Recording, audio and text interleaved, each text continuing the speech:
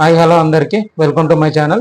ఈ video browser ఎలా update చేయాలి, ఎడ్జ్ బ్రౌజర్ అయినా కానీ క్రోమ్ బ్రౌజర్ అయినా కానీ ఎలా అప్డేట్ చేయాలనే దానిపైన అండి. సో ముందుగా మనం ఇక్కడ ఎడ్జ్ ఓపెన్ చేసుకోవాలి. ఎడ్జ్ ఓపెన్ చేసుకున్న తర్వాత మనకి ఇక్కడ రైట్ హ్యాండ్ సైడ్లో 3 డాట్స్ ఉన్నాయి కదా, 3 డాట్స్ క్లిక్ చేసుకోవాలి. 3 డాట్స్ క్లిక్ చేసుకోగానే సెట్టింగ్ అనే ఆప్షన్ వస్తుంది. సో సెట్టింగ్ చేసుకోవాలి.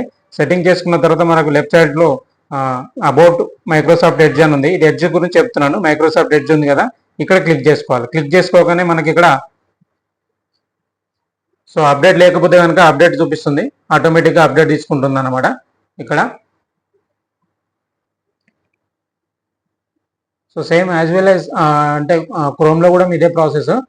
ముందుగా మనం క్రోమ్ ఓపెన్ చేసుకోవాలి. సో క్రోమ్ ఓపెన్ చేసుకున్న తర్వాత మనకు క్రోమ్ ఓపెన్ అయిన తర్వాత సో లెఫ్ట్ సైడ్లో 3 డాట్స్ ఉంది కదా, సో 3 డాట్స్ పైన క్లిక్ చేసుకోవాలి. సో అందులోనే మనకు కింద స్క్రోల్ చేస్తుంటే సెట్టింగ్స్ అనే ఆప్షన్ వస్తుంది. సెట్టింగ్స్ పైన క్లిక్ చేసుకోవాలి. సో సెట్టింగ్స్ కొట్టగానే మనకి ఇట్లా వస్తుంది, క్రోమ్ సెట్టింగ్స్ అని చెప్పేసి వస్తుంది. సో ఇక్కడే మనకి కింద వచ్చేస్తే అబౌట్ క్రోమ్ అని ఉంది కదా, అబౌట్ క్రోమ్. సో దీనిపైన క్లిక్ చేసుకోవాలి. సో క్లిక్ చేసుకోగానే ఇక్కడ మనకు అప్డేట్ క్రోమ్ అని చెప్పేసి ఆటోమేటిక్గా అప్డేట్ అవుతుంది. సో ఇది మైక్రోసాఫ్ట్ ఎడ్జ్ ఆల్రెడీ ఇంతో వీడియోలో చూపించాను కదా. అప్డేట్ కొట్టిన తర్వాత మనకి ఇక్కడ రీస్టార్ట్ అని చూపిస్తుంది కదా, సో రీస్టార్ట్ చేసుకోవాలి.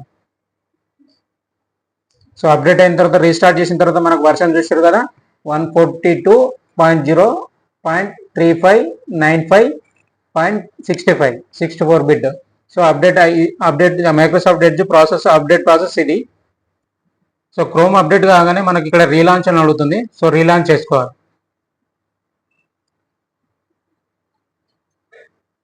సో రీలాంచ్ చేసుకోగానే మనకు కొత్త న్యూ వర్షన్ అనేది అప్డేట్ అయిపోయింది. సో సర్వర్ ఓపెన్ చేయకముందు ఒక చిన్న పని చేయాలి. అంటే అప్డేట్ అయిన తర్వాత సర్వర్ ఓపెన్ చేయకముందు బ్రౌజర్ ఓపెన్ చేసుకొని మన కీబోర్డ్లో Ctrl+Shift+Delete ఆప్షన్ చేసుకోవాలి.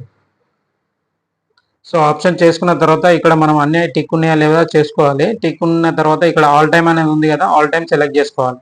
ఆల్ టైమ్ సెలెక్ట్ చేసుకొని క్లియర్ డిలీట్ డేటా ఉంది కదా, డిలీట్ డేటా చేసుకోవాలి.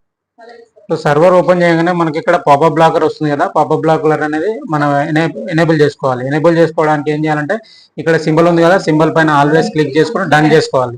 డన్ చేసుకున్న తర్వాత లెఫ్ట్ హ్యాండ్ సైడ్లో మనకి సింబల్ కనపడుతుంది కదా, ఈ సింబల్ పైన లేకపోతే Ctrl+R కొట్టుకున్నా కానీ బ్రౌజర్ రీఓపెన్ అవుతుంది అన్నమాట. సో ఈ విధంగా చేసుకోండి. 404 అనేది ఎర్రర్ అనేది వెళ్ళిపోతుంది. సో ఈ వీడియో మీకు నచ్చింది అనుకుంటున్నాను. సో వీడియో మీకు నచ్చినట్టయితే లైక్ చేయండి, షేర్ చేయండి, సబ్స్క్రైబ్ చేయండి. Thank you for watching.